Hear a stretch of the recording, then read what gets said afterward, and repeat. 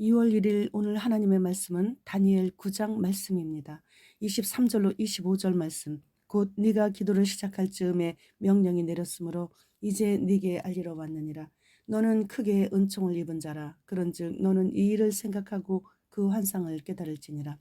네 백성과 네 거룩한 성을 위하여 이른 이래를 기한으로 정하였나니 허물이 그치며 죄가 끝나며 죄악이 용서되며 영원한 의가 드러나며 환상과 예언이 응하며 또 지극히 거룩한 이가 기름 부음을 받으리라. 그러므로 너는 깨달아 알지니라. 예루살렘을 중건하라는 영이 날 때부터 기름 부음을 받은 자 곧 왕이 일어나기까지 7이레와 62이레가 지날 것이요 그 곤란한 동안에 성이 중건되어 광장과 거리가 세워질 것이며 하나님께서 선지자 예레미야에게 알려주신 연수인 70년 만에 포로 생활이 끝난다는 책을 읽은 다니엘이 즉시 바로 음식을 거절하며 기도에 들어갔습니다. 이스라엘이 우리 하나님 여호와의 율법을 범하고 치우쳐 가서 주의 목소리를 듣지 않았으므로 인해 이 저주가 우리에게 임하게 된 것이라며 우리가 범죄했다고 나라와 민족의 죄를 회개하였습니다. 다니엘은 바벨론 포로가 70년 만에 끝나 자유케 되리라는 것을 확신하였고 수치스러운 포로 생활을 끝내기 위해서는 백성들의 죄악이 해결되어야 한다는 것을 알고 선민의 회복을 위해 금식하면서 중보의 기도를 올리게 된 것입니다.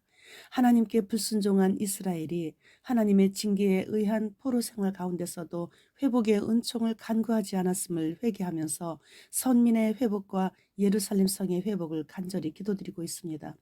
그 기도의 응답으로 가브리엘이 다니엘에게 예루살렘을 중건하라는 영이 날 때부터 기름 부음을 입은 자 곧 왕이 일어나고 마지막 때에 적그리스도가 일어나서 성전에서의 제사를 3년 반 동안 금지하고 종말에 끝날 때까지의 온 지구상에 일어날 일까지의 71회의 미래의 일들을 모두 알려주었습니다.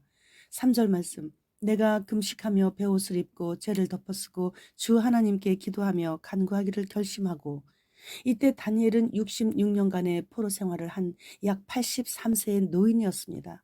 누구나 나이가 들면 왕성한 기력도 쇠약해지게 되고 그러다 보면 매사에 의욕도 없어지게 되어 용기도 사라지게 되는 것이죠. 그런데 다니엘은 나이에 관계없이 나이 때문에 금식기도 못한다고 하지 않고 70년의 포로 기간이 끝나감을 예레미야의 책을 통해 알고 나자마자 바로 엎드려 중보 기도에 들어가게 된 것이죠. 민족의 죄를 자신의 죄로 여기며 하나님께 간절히 기도드렸던 결과 하나님께서 가브리엘 천사를 보내사 지혜와 총명을 주시어 잘 깨달을 수 있게 해주셨고 71회에 마치는 그 순간인 세상 마지막 때일까지 다 알려주신 것입니다. 이 71회의 예언은 69일회가 지나고 마지막 한 일회가 오기 전 세상 종말 끝날에 서 있는 모든 성도들은 이 한 일회의 일들에 직접 동참하게 될 구속사적 이정표와 경고판의 역할을 함과 동시에 이 세상의 역사가 예수 그리스도를 중심으로 이루어지기 때문에 오직 예수 그리스도를 위해 살아야 함을 깨닫게 해주고 있습니다.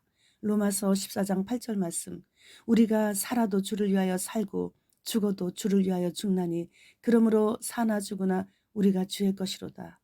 이 말씀대로 살아야만 은총을 크게 받은 자가 되는 것입니다.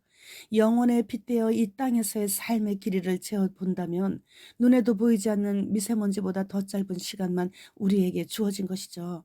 그런데 우리들 대부분이 이 땅에서 나무처럼 오래 살 것 같이 말하고 그렇게 행동하며 살고 있습니다. 우리나라에도 나라와 민족을 위해 다니엘의 마음을 가지고 기도하는 기도의 용사들이 많이 있습니다. 그들은 팀을 이루어 추울 때나 더울 때나 비가 오나 눈이 오나 24시간 쉬지 않고 교대로 산에 올라 비닐 덮어쓰고 기도합니다. 이름도 빛도 없이 그렇게 살아있는 동안 주를 위해 살고 주를 위해 죽는 그런 하나님의 군대가 우리나라에도 있기에 안전과 평안을 이만큼이나마 그래도 누리고 살고 있는 것이죠, 우리가. 그렇게 나라와 민족을 위해 기도하는 기도 용사들은 예언의 은사를 받는 일들이 종종 있다는 것을 오래전에 들었습니다. 다니엘이 다른 사람들보다 특별해서가 아니고 하나님께 대한 열심이 특심이었기에 식욕이 가장 왕성한 10대 때부터 기름지고 맛있는 음식을 거절하는 모습을 하나님께 보여드렸고 왕명인 국법으로 기도하지 못하게 함에도 굴하지 않고 기도함으로 인해 사자굴에 들어갔었고 그는 어떠한 정부의 강압에도 결코 굴하지 않았습니다. 교회에서 무엇을 가르치고 있는지, 하나님께 조금이라도 이익이 되고는 있는지, 가르치는 자는 두렵고 떨리는 마음으로 주님 앞에 서는 그날을 한시도 잊어서는 안 되는 것입니다. 독주사 패스로 인해 매매의 기능이 일부 제한을 받았을 때에 교회 또한 제재를 받았죠. 그때 하나님의 말씀을 가르치는 자들이 앞장서서 교회 문을 닫았고 QR코드를 찍으면서 접종 여부를 확인했고 비접종자는 교회에서조차 냉담하게 대했습니다. 적들은 우리나라 국민들에게 마스크를 쓰도록 하여 노회화에 반은 성공했다고 합니다.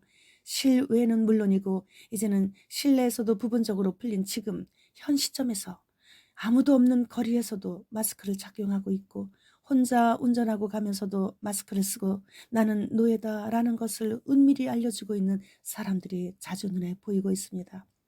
미국의 크리스천 라이프지에서 발표한 것을 보면 미국인 10명 중 4명이 우리가 지금 종말의 때를 살고 있다고 믿는다는데 동의했다고 합니다. 그중에 무종교인들도 25%도 그렇게 믿고 있다고 합니다. 오늘 당신이 죽는다면 어디로 갈 것 같습니까? 이 물음에 주저없이 예수님 곳으로 갑니다 라고 대답할 수 있는지를 자신에게 지금 이 시간에 물어봐야 합니다. 송명희 시인의 표에서 인공지능 인간인 은서라는 사람이 나옵니다. 그런데 사람들은 그 은서가 로봇임을 알아채지 못합니다. 단지 왠지 인간미가 느껴지지 않고 좀 싸한 느낌이 들 뿐이라고 합니다. 그만큼 인간과 똑같기 때문입니다. 그렇다면 이제 짐승의 표가 우리 눈앞까지 왔는데 은서와 같은 인공지능 인간들이 그날에 무수히 쏟아져 나와 짐승의 표를 거부하는 순수한 인간 유전자를 가진 하나님의 사랑하는 자녀들을 찾아내기 위해 얼마나 고군분투하게 될 것인지를 짐작해 볼 수 있죠. 지금은 믿지 않는 불신자들도 세상 끝날인 마지막 종말의 때에 살고 있음을 알고 있을 정도로 주님 다시 오시는 그날의 징조가 다 이루어지고 있습니다. 이제 우리는 사탄이 세상을 통치하는 시대가 끝나가고 있음을 성경을 통해 너무도 잘 알고 있습니다. 이제는 사탄이 무적행으로 추방될 그날이 아주 가까이 왔습니다. 마지막까지 섰다 자랑하지 말고 겸손히 주님의 도우심을 구하여 넘어질까 조심해야 하는 때입니다. 주님 어서 오시옵소서. 마라나타.